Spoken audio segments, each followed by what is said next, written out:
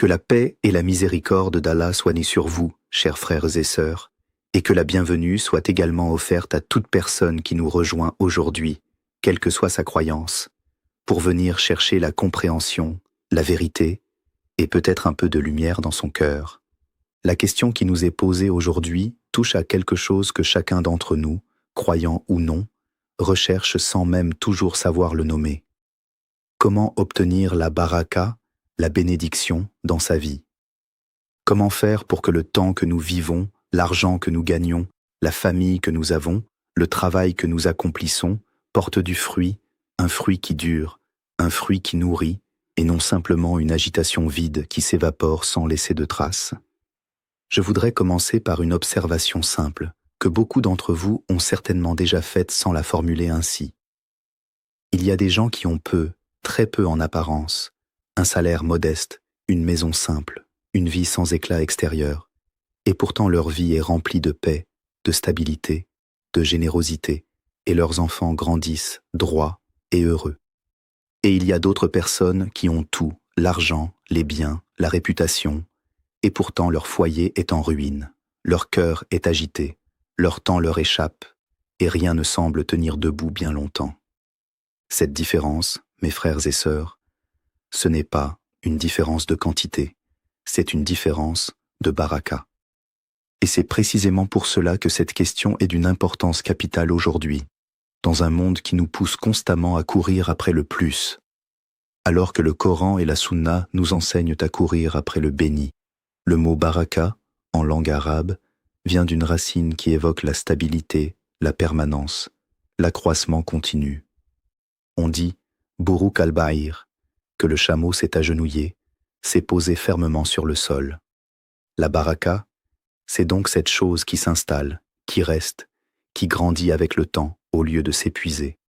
Allah, exalté soit-il, dit dans son livre, dans la sourate Al-A'raf, « Si les habitants des cités avaient cru et avaient été pieux, nous leur aurions certainement accordé des bénédictions du ciel et de la terre. » Ce verset, mes frères et sœurs, nous donne d'emblée la clé de tout ce dont nous allons parler aujourd'hui.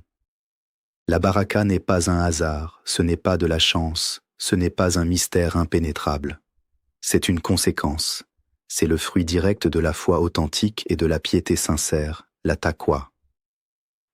Avant d'entrer dans le développement de ce sujet essentiel, je voudrais vous demander, comme à chaque fois, de vous abonner à cette chaîne si ce n'est pas encore fait, car cela nous permet de continuer à diffuser cette connaissance à un plus grand nombre de personnes, que ce soit des musulmans en quête d'affermissement dans leur foi, ou des non-musulmans curieux de comprendre l'islam tel qu'il est réellement, loin des caricatures. Likez également cette vidéo, car cela aide énormément sa diffusion, et partagez-la avec ceux que vous pensez pouvoir en bénéficier, un parent, un ami, un collègue.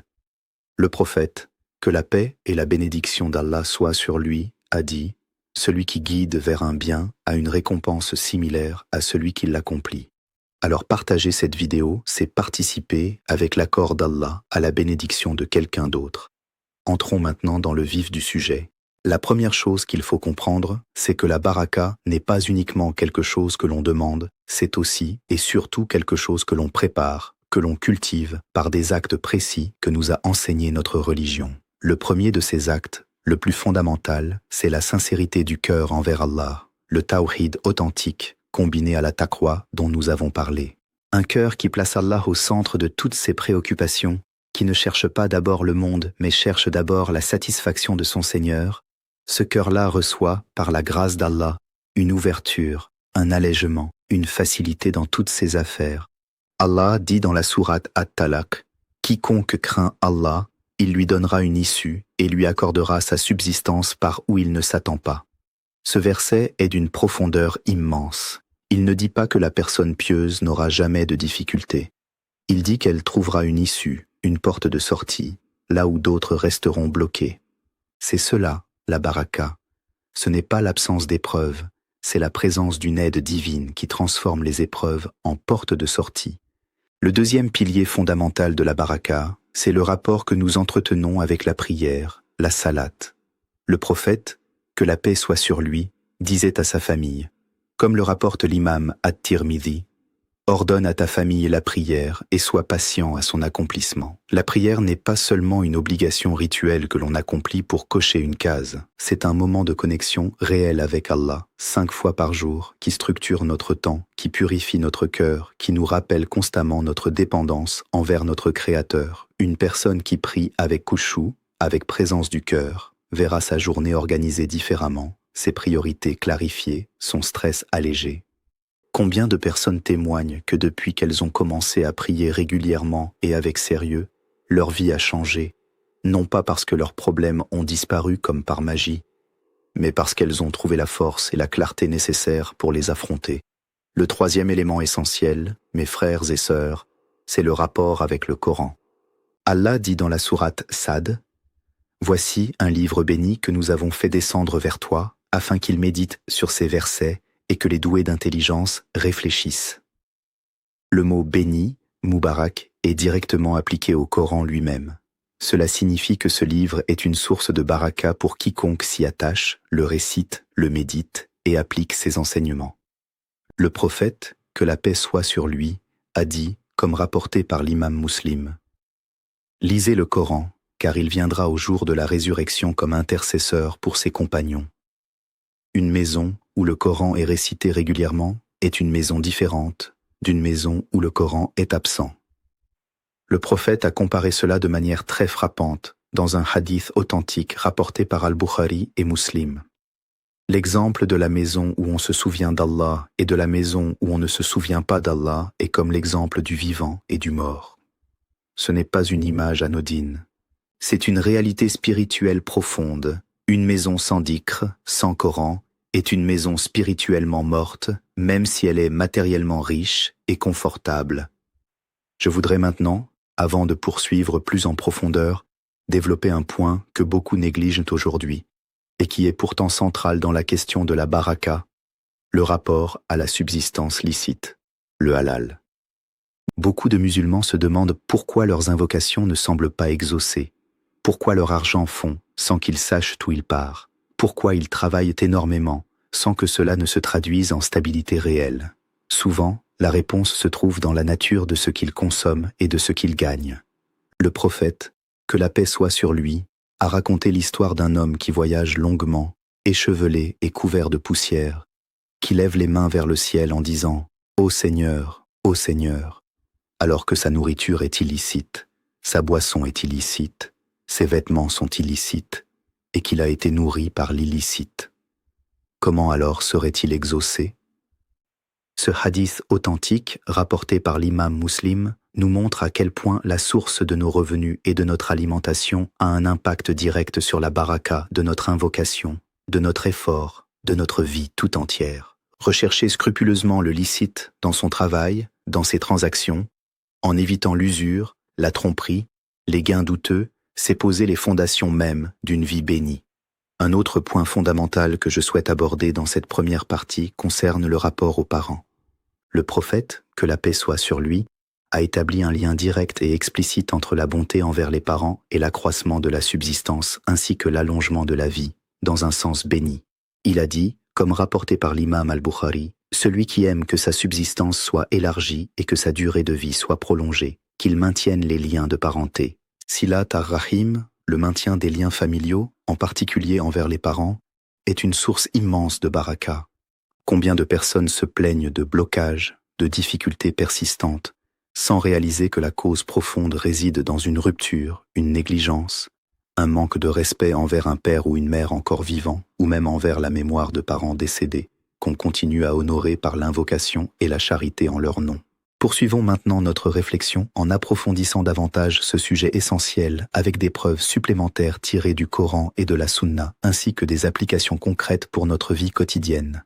Un élément que je considère absolument central et que malheureusement beaucoup de musulmans aujourd'hui négligent complètement, c'est le rapport avec le petit matin, avec ce moment béni entre l'aube et le lever du soleil. Le prophète, que la paix et la bénédiction soient sur lui, a fait cette invocation magnifique, rapportée par l'imam Ahmad et authentifiée par plusieurs savants. « Ô Allah, bénisse ma communauté dans ces matinées. » Et il ajoutait que lorsqu'il envoyait une expédition ou une caravane commerciale, il l'envoyait tôt le matin.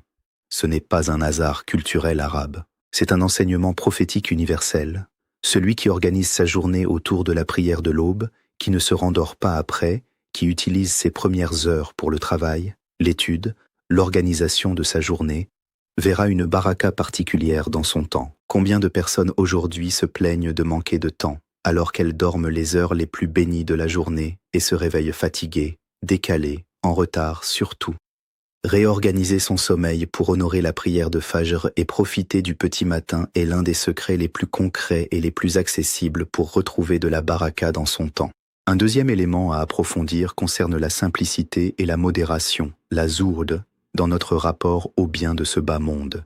Le prophète, que la paix soit sur lui, a dit, dans un hadith rapporté par l'imam Ibn Majah et jugé authentique par plusieurs savants, dont Shaykh al-Albani, mangez ensemble et ne vous séparez pas, car la baraka est dans le groupe. Ce hadith, qui parle littéralement de manger en groupe plutôt que séparément, nous enseigne un principe beaucoup plus large. La baraka se trouve dans le partage, dans la communauté, dans le fait de ne pas s'isoler égoïstement avec ce que l'on possède. Une famille qui mange ensemble, qui partage ses repas, ses moments, ses ressources avec modération et générosité, connaît une baraka que ne connaît pas la famille dispersée, chacun mangeant seul dans sa chambre, chacun vivant isolé, même sous le même toit. À l'échelle de la société également, ce principe s'applique, une communauté qui partage, qui s'entraide, qui pratique la zakat et la sadaqa avec régularité, connaît une prospérité collective bien supérieure à celle d'une société individualiste où chacun accumule pour soi seul. Justement, parlons de la charité, la sadaqa, car c'est l'un des moyens les plus puissants et les plus explicitement mentionnés dans le Coran pour obtenir la baraka, notamment dans le domaine financier, alors même que la logique humaine pourrait suggérer le contraire. Allah dit dans la sourate Saba, « Et quoi que vous dépensiez, il vous le remplace, et il est le meilleur des pourvoyeurs. » Et dans un hadith qudsi authentique rapporté par l'imam Muslim, Allah dit, « Ô fils d'Adam, dépense, et je dépenserai sur toi. » Ce principe défie la logique arithmétique ordinaire. Donner ne diminue pas, donner multiplie, par la grâce d'Allah. Ce n'est pas une promesse magique déconnectée de la réalité, c'est une réalité spirituelle et même sociale observable. Celui qui donne avec sincérité développe une relation de confiance avec Allah, une tranquillité du cœur qui le libère de l'anxiété liée à l'argent, et souvent, par des voies qu'il ne prévoit même pas, Allah lui ouvre des portes de subsistance qu'il n'attendait pas. Un autre aspect fondamental de la baraka, particulièrement pertinent pour notre époque moderne saturée de distractions, concerne notre rapport au temps lui-même.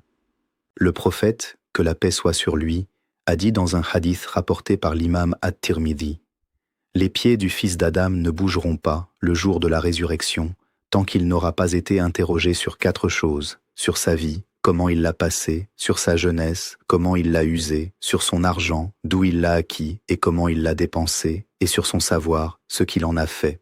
Le temps sera questionné. Chaque instant de notre existence est un dépôt qu'Allah nous a confié. Et la baraka dans le temps consiste à utiliser chaque heure de manière à ce qu'elle porte du fruit, que ce soit dans l'adoration, dans le travail licite, dans l'apprentissage, dans le service aux autres, plutôt que de laisser les heures s'évaporer dans le défilement sans fin des écrans et des distractions vides. Beaucoup de gens aujourd'hui possèdent objectivement plus de temps libre que les générations précédentes grâce à la technologie et pourtant se plaignent de ne jamais avoir le temps pour rien d'important. C'est un signe clair de l'absence de baraka dans le temps, une absence directement liée à la manière dont ce temps est rempli. Je voudrais également insister sur un point que le cheikh considère absolument central, le rapport au mariage et à la famille comme lieu privilégié de la baraka. Allah dit dans la sourate An-Nur, « Mariez les célibataires parmi vous.